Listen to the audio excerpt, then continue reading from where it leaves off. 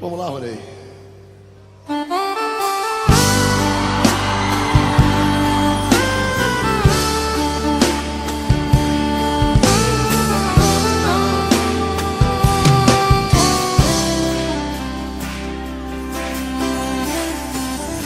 Já faz um tempo que você clamou, por muitas vezes sim você chorou, mas a vitória nunca, nunca vem.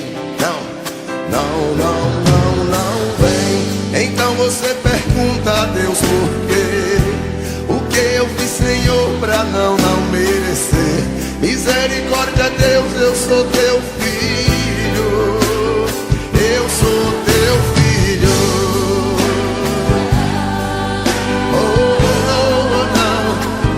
Daí,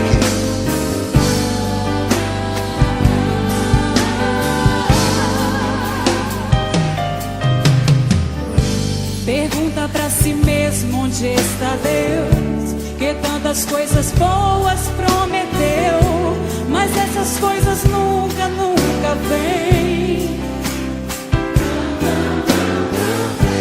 Então você não sabe o que fazer, a dor e o desespero não te deixa ver que Deus tem algo profundo contigo.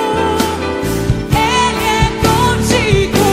O que Deus preparou é bem maior. O que Deus tem pra ti é bem melhor. creia nas promessas, creia em Cristo. Levanta a sua voz, vai. Deus vai fazer acontecer. O teu inimigo não vai entender. Creia em Cristo. Ele é contigo. Se você crê nessas promessas, levanta a tua voz, dá um glória a Deus. Aleluia.